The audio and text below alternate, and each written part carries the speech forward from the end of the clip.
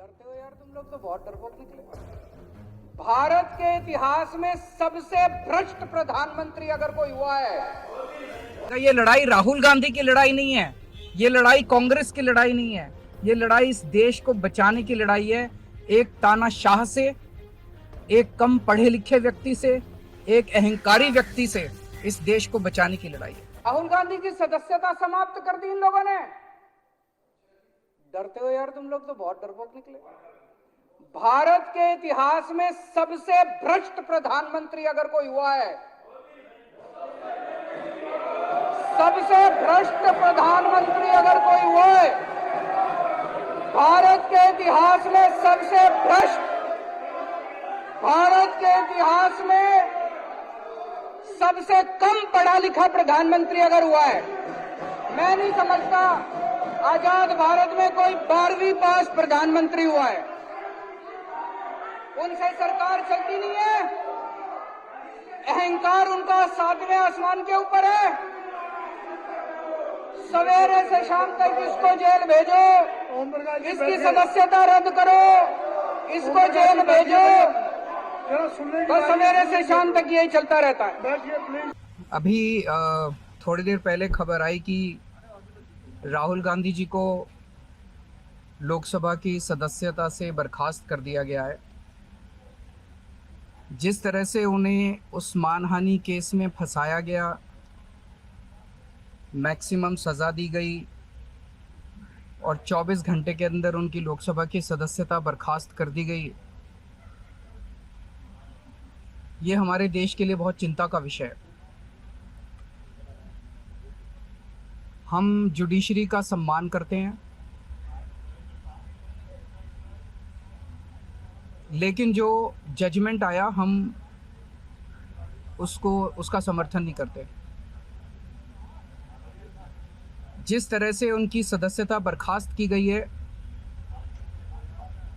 वो एक कायराना हरकत है, वो एक डरी हुई सरकार की निशानी है। लेकिन देश के लिए पूरा आजकल देश के अंदर जो चल रहा है वो देश के लिए बहुत खतरनाक है। पूरे देश से ये एक ऐसा माहौल बनाना चाहते हैं कि देश में बस एक ही पार्टी बचे, वन नेशन वन पार्टी, और सारी पार्टियों को ख़त्म कर दिया जाए। ये एक ऐसा माहौल बनाना चाहते हैं कि एक ही नेता बचे, वन नेशन वन लीडर, बाकी सारे लीडर्स को ख़त्म कर दिया जाए। इसी को तो तानाशाही कहते हैं, इसी को तो डिक्टेटरशिप कहते हैं। पूरा देश ये देख रहा है। मैं देशवासियों से अपील करना चाहता हूँ कि ये भारत हम सबका है, ये भारत 130 करोड़ लोगों का है।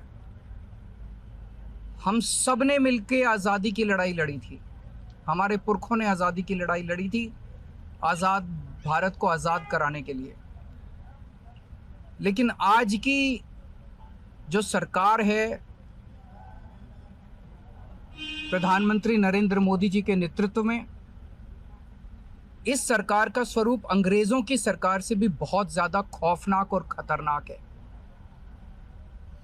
अब लोगों को सामने आना पड़ेगा, लोगों को सामने आके इसके खिलाफ लड़ाई लड़नी पड़ेगी। अगर हमने भारत को बचाना है तो 130 करोड़ लोगों को एक साथ इकट्ठे होके इस लड़ाई में शामिल होना पड़ेगा।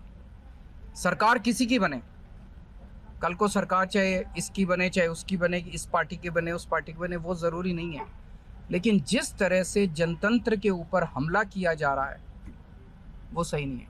पार्टियां इंपॉर्टेंट नहीं है, मैंने कहा लोग इंपॉर्टेंट हैं।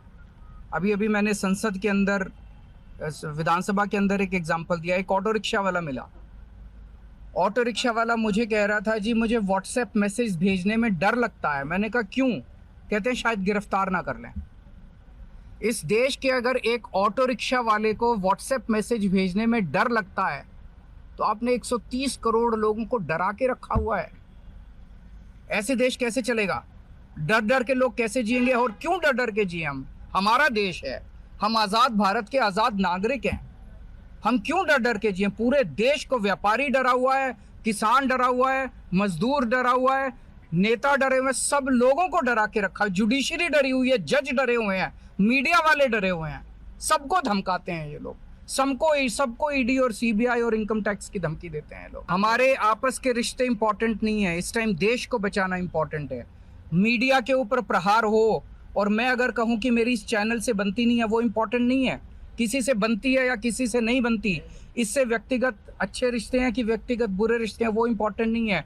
130 करोड़ लोगों को, सब लोगों को साथ आना पड़ेगा। क्या कांग्रेस की प्रोटेस्ट के साथ जाएंगे कि अब आम आदमी पार्टी भी कांग्रेस के साथ पुराने मतभेद भुला सारे लोगों को साथ आना पड़ेगा। ये लड़ाई राहुल गांधी की लड़ाई नहीं है, ये लड़ाई कांग्रेस की लड़ाई नहीं है, ये लड़ाई इस देश को बचाने की लड़ाई है। एक तानाशाह से, एक कम पढ़े लिखे व्यक्ति से, एक अहंकारी व्यक्ति से इस देश को बचाने की